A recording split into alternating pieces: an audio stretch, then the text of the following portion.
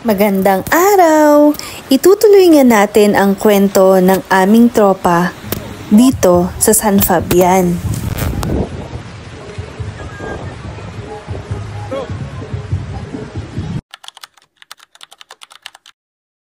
Kinagabihan nga akala namin smooth na ang lahat. Ready na kaming matulog. Tapos biglang boom!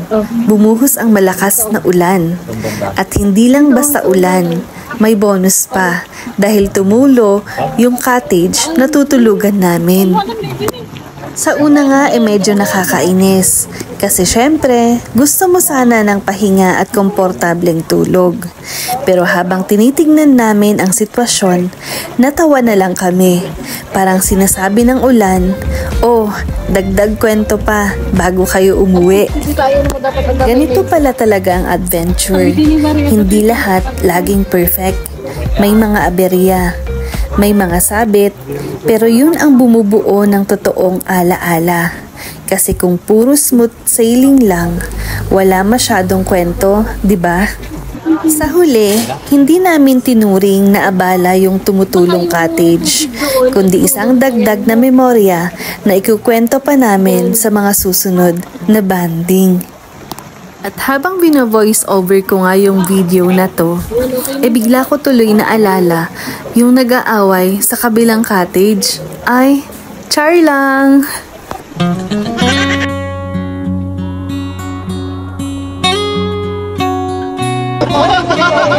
Oh, jogging! Jogging! Muna tayo!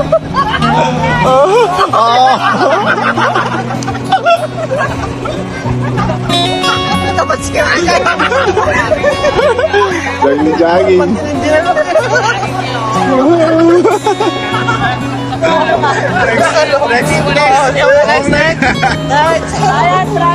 Next.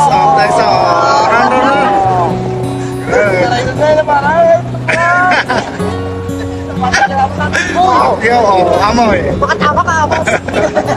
Lakas ng amat si Boy.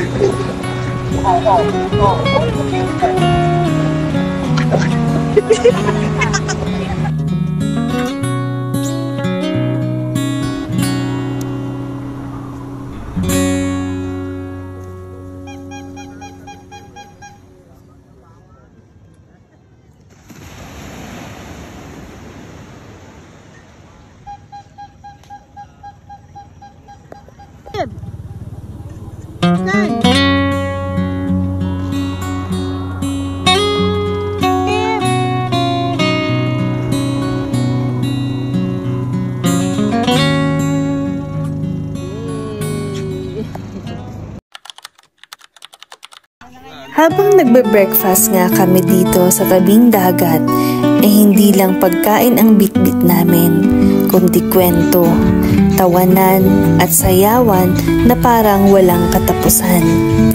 Minsan, simple lang ang kailangan para maging masaya.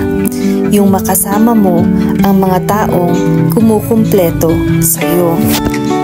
Sa bawat tawa, sa bawat biruan, at sa bawat sayaw, natutunan ko na hindi palaging tungkol sa lugar o sa pagkain ang nagpapasaya sa atin, kundi yung samahan. Kasi ang magandang samahan, hindi yan nabubuo sa isang iglap lang, kundi unti-unti sa pagtutulungan, sa pangunawa, at sa pagmamahal. Para din siyang alon sa dagat.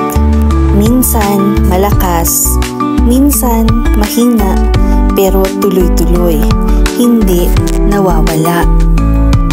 Kaya ang tunay na kayamanan sa ganitong banding, hindi yung gastos o ganda ng lugar, kundi yung alaala at kwento na dala-dala mo pa uwi.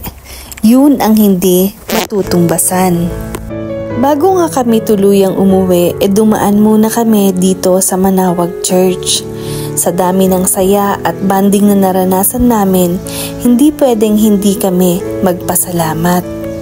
Sa bawat biyahe at kwento ng buhay, laging magandang isingit ang sandaling ito, yung manalangin, magpasalamat at humiling ng gabay. dahil gaano man kasaya ang isang trip, mas magiging kumpleto kapag dala mo rin ang pagpapala ng Diyos. Kaya bago matapos ang aming adventure, pinili muna naming lumapit sa Kanya. Kasi sa bawat umpisa at pagtatapos, siya pa rin ang bida.